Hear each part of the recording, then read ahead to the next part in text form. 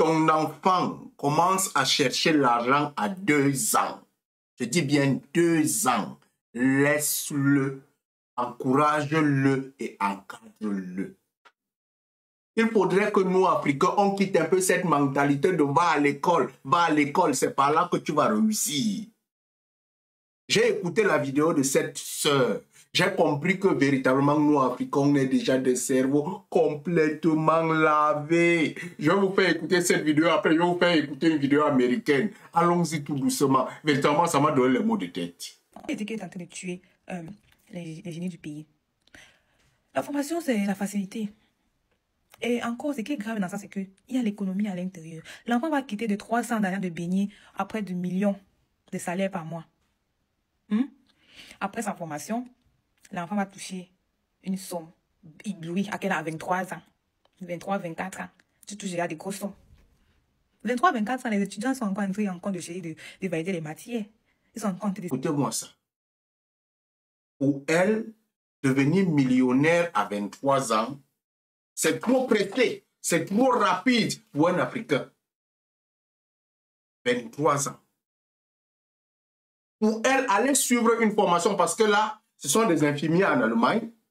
Tu entres en Allemagne, tu entres dans une formation, à moins de 23 ans, tu deviens millionnaire. On trouve que c'est trop tôt. Tu devrais être en train de valider les matières, parce que c'est le logiciel qu'on a installé dans les cerveaux des jeunes Africains.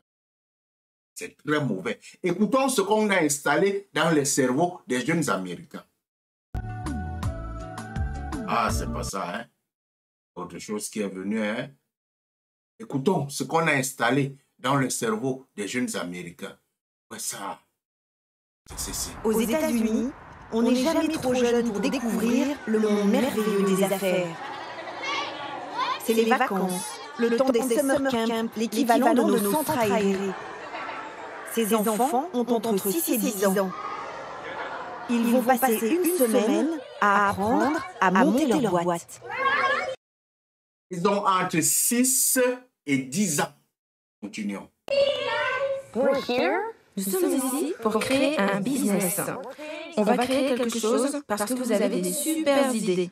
Avec vos idées, on peut faire des choses utiles pour les gens, ok? Quelque chose de génial. Nous allons faire un business plan. C'est une étape très importante dans la création d'un business. Sans business plan, vous ne pouvez pas avoir de prêt, vous ne pouvez pas avoir d'investisseurs pour vous aider à démarrer votre entreprise. Vous pouvez faire des alliances stratégiques, des joint ventures. La question, c'est de savoir comment gagner de l'argent. L'animatrice aborde tous les concepts économiques. Et pour la mise en pratique, les enfants doivent inventer un produit, en définir la cible, le nom et le prix. Les enfants doivent inventer un produit, définir la cible, le nom et le produit. À la fin de cette vidéo, vous allez voir qu'il y a une qui a 9 ans. Vous allez comprendre.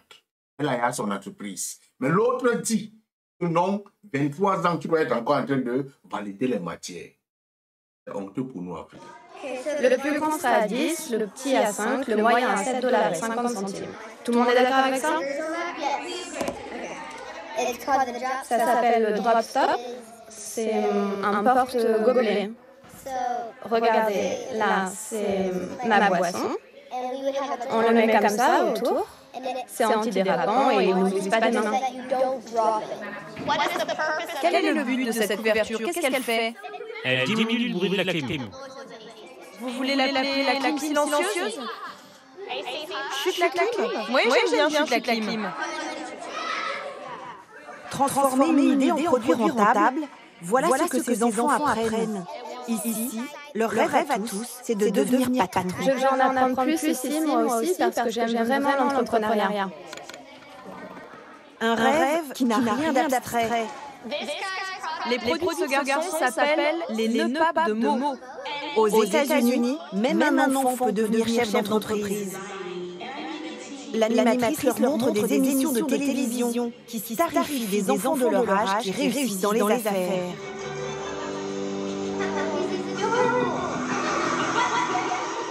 Ils ne sont pas trop jeunes pour apprendre à être chef d'entreprise. Non, pas du tout. Nous encourageons tous les gens de toutes les origines, quel que soit leur âge, à se lancer, à penser grand, en espérant que leurs rêves deviennent réalité. Nous, Africains, on nous a mis carton rouge au travail des enfants. C'est ce qui marche dans les têtes et les cerveaux de nos frères. C'est ce qui marche dans le cerveau de ma soeur là. Avant 18 ans, tu dois aller à l'école. Tu ne dois pas être dans le business. Tu ne dois rien faire. Tu dois seulement être ceci. Cerveau lavé. Continuons à écouter ceci. Et le succès aussi. Ils peuvent le faire eux-mêmes sans avoir à travailler comme employés et décider d'être leur propre patron. C'est la force de notre pays, ce qui fait que notre Amérique est grande.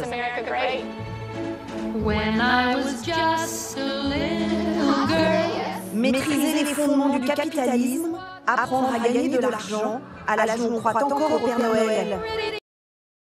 Maîtriser les fondements du capitalisme. Qu'est-ce qu'on nous enseigne en Afrique?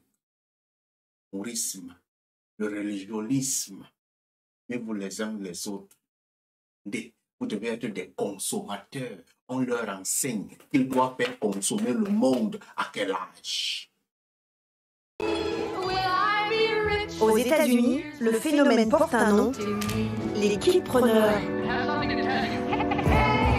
Ces enfants chefs d'entreprise de plus en plus nombreux et de plus en plus jeunes. À Détroit, une petite fille de 11 ans participe au renouveau économique de la région sinistrée grâce à sa petite entreprise. Tous les jours après l'école, Alina va au bureau. Tu as la clé? Quand elle avait tout juste 9 ans, elle a fondé une entreprise de sucettes sans sucre. Donc Alina, où sommes-nous? On est dans les bureaux de Solipops. C'est là que nous travaillons sur les nouveaux produits et que nous développons notre business. Alors c'est toi la patronne? Oui. Je suis la PDG de Solipops, des sucettes sans sucre qui en réalité nettoient vos dents. Cette idée, elle a eu un jour où son père lui a refusé un bonbon. Pourquoi ne pas? J'ai besoin d'idées d'affaires. Je fais comment? Les idées d'affaires sortent des choses que tu fais tous les jours, de ce que tu touches tous les jours. C'est là où sortent les idées d'affaires. L'enfant a eu les idées derrière le refus d'un bonbon par son père. Nous, Africains, on est en train de chercher. On va acheter les livres. On va faire ceci. Alors que tous les jours, les idées d'affaires sont devant nous.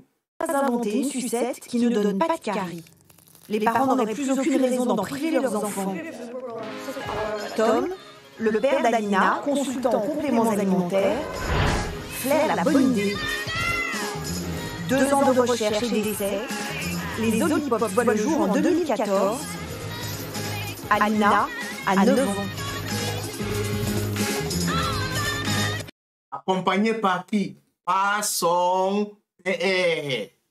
Accompagné par son père. Pas par un sorcier, pas par ceci. Elle n'a que 9 ans, c'est son père qui l'a accompagné. Les parents africains sont là. Non, tu dois aller à l'école. Non, mon enfant est encore petit. Oh, mon enfant est encore bébé. Oh, mon enfant est ceci. Voilà ce qu'on nous enseigne à l'école.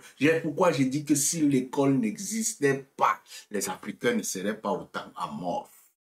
On ne serait pas autant en train de dormir. Reviens. Allume ton cerveau, mon frère.